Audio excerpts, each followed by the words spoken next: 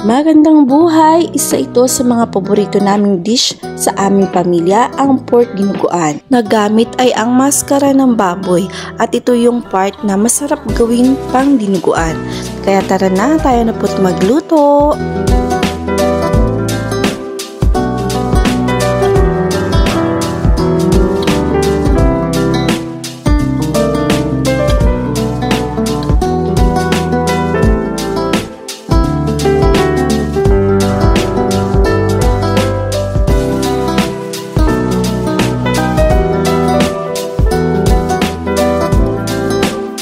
Mayroon tayo ditong maskara ng baboy na sa 1 kilo't kalahati po yan at pinahiwa ko na po kagad yan sa market ng pa-square size.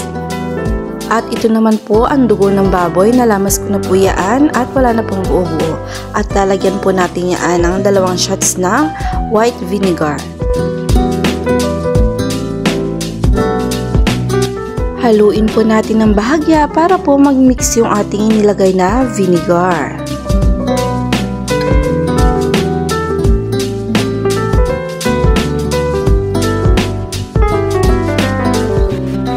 Maglagay na nga po tayo ng mantika sa ating mainit na kawali at mag-umpisa na po tayong maggisa.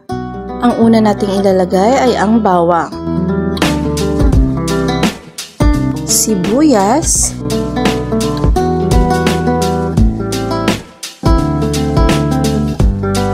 luya,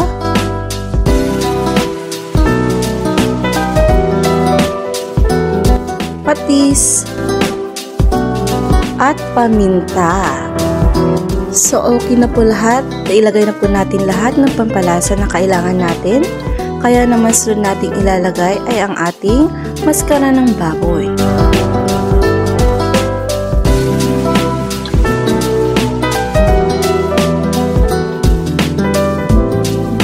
Haluin lamang ito hanggang sa bahagyang maluto ang karne.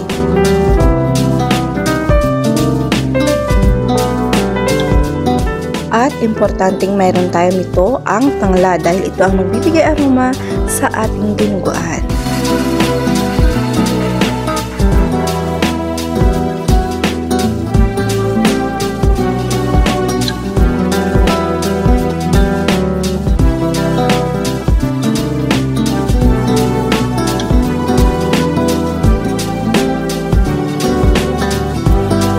Mayat maya ang paghalo para naman hindi matusta yung ating laman ng baboy.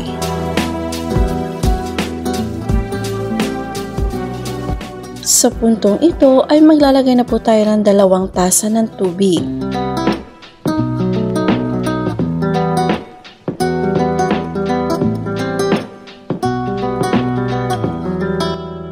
Malapit na maluto ang ating karne ng baboy.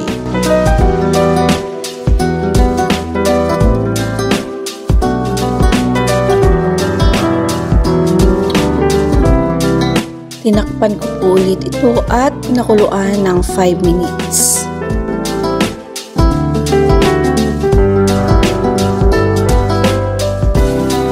Sa puntong ito ay naglagay na po ako ng dagdag pang palasa kagaya ng pork cubes. At dahil luto na nga po ang maskara ng baboy, ay ilalagay na natin ang dugo ng baboy. Kailangan po nating patayin yung ating apoy para naman hindi mabigla sa pagluto yung ating dugo at hindi po magbubuo.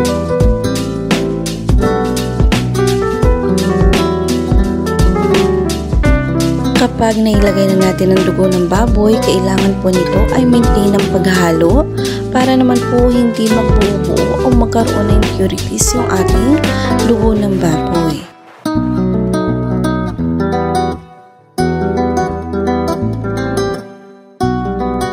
Hahaluin natin ito hanggang sa maluto ang dugo ng baboy.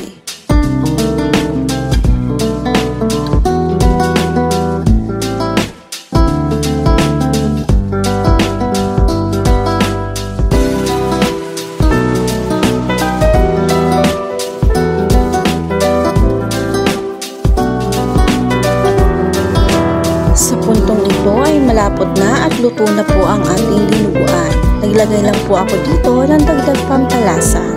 Syempre yung ating magic sarap. At naglagay rin po tayo dito ng Knorr liquid seasoning.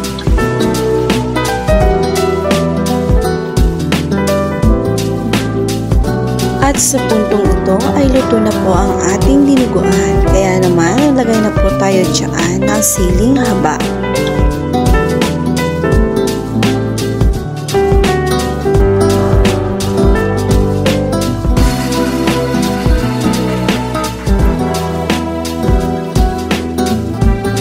Ayan, at luto na. Okay na to.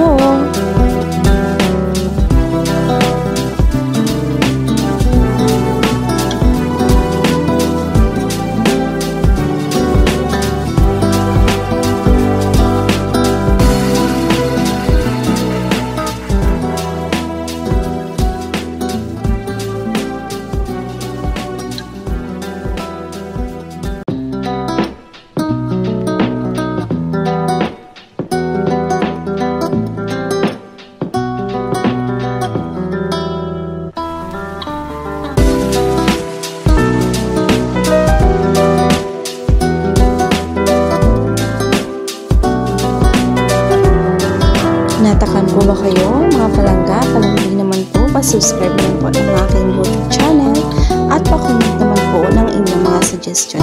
Maraming salamat po.